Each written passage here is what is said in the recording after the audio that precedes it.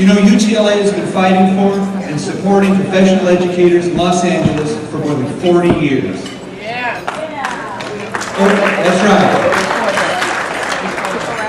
right. Over those years, there have been times when we have faced challenges and threats that have tested the mettle of everyone in this room, and it have forced us to find a very special kind of strength within ourselves and within our union. This is one of those times. But before addressing specifics, I want to make a basic declaration that I think every one of us in this room can make. I am a public school teacher, and I am proud of that.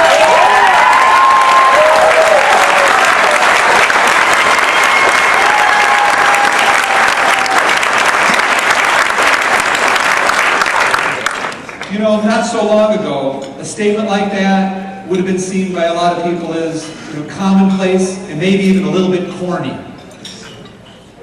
Sadly, in today's environment of attacking and blaming and demonizing urban public educators, that kind of declaration can sound downright radical.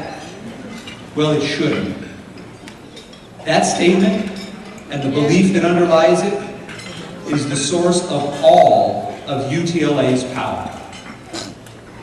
And of course, when I say that, it also applies to public school nurses, public school counselors, all of the other health and human services professionals who make a school run.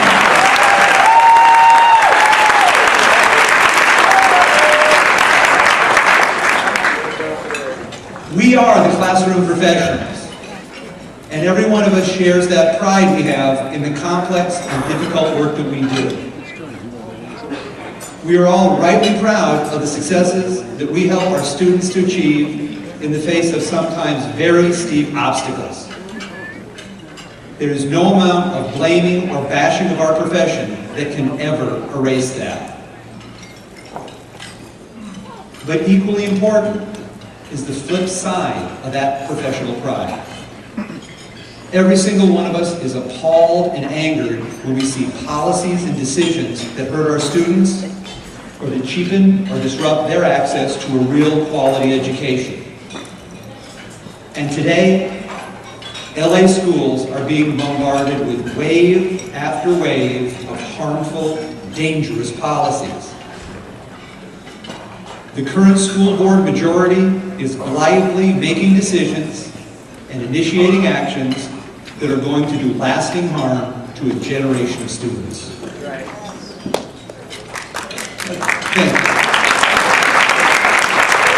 It needs to be said and said again.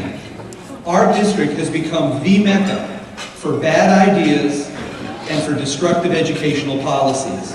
Yes.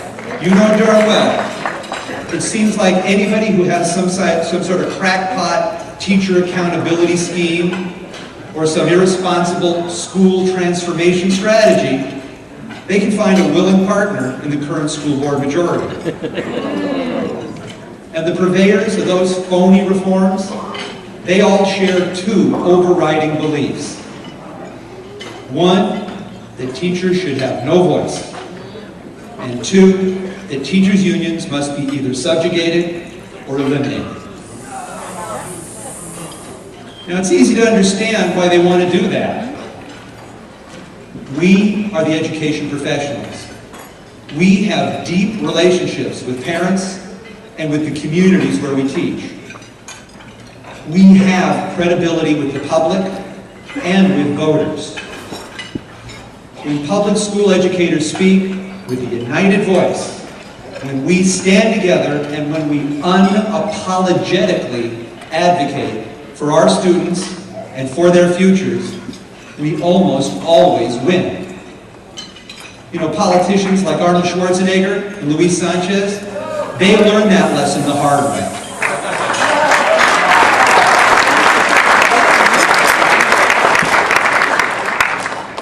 But individual teachers can't be expected to take on these threats alone.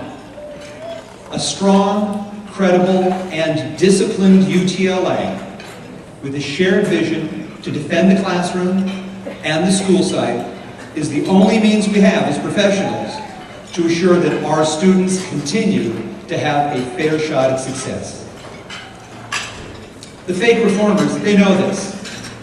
They know that the only way that they could possibly succeed in LA is if they were able to take away our collective voice, if they were able to silence UTLA. They dream of a union-free LAUSD, where every teacher's on their own, where critical support services are contracted out, and where a quality education for every child is subject to the whims of the market and of the so-called choice industry. But that's not gonna happen here.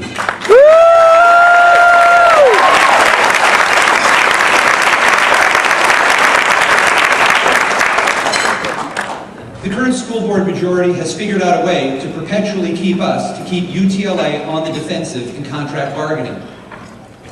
Every year, the school board issues 4,000 or 5,000 RIF notices. Essentially what they're doing is they're taking 4,000 to 5,000 hostages. And the district then negotiates with us how much pay we'll give back as ransom in order to save our colleagues' jobs. In order for that dynamic to change, the school board must change.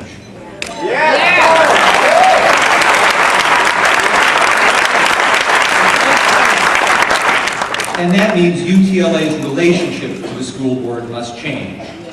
Let me explain. Every 2 years, aspiring politicians come to us. They're running for school board. They tell us the things we want to hear. They tell us if we help them get elected, they'll make sure that funding will finally be focused on the classroom, that teachers will finally be treated like professionals, and that the needs of students will finally be put ahead of the needs of the bureaucracy. Now those candidates need our help to get elected because our support gives them credibility. They know that the public trusts teachers. Our name, UTLA's name, is a coveted prize. Unfortunately, once elected, many of those board members quickly forget those promises.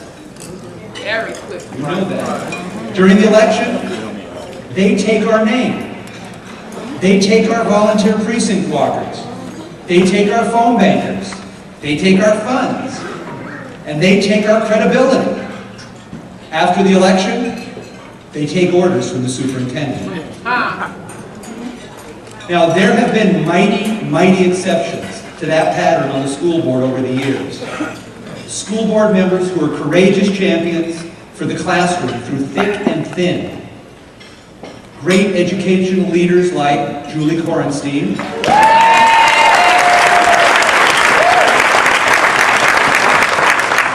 Like Marguerite Lamont.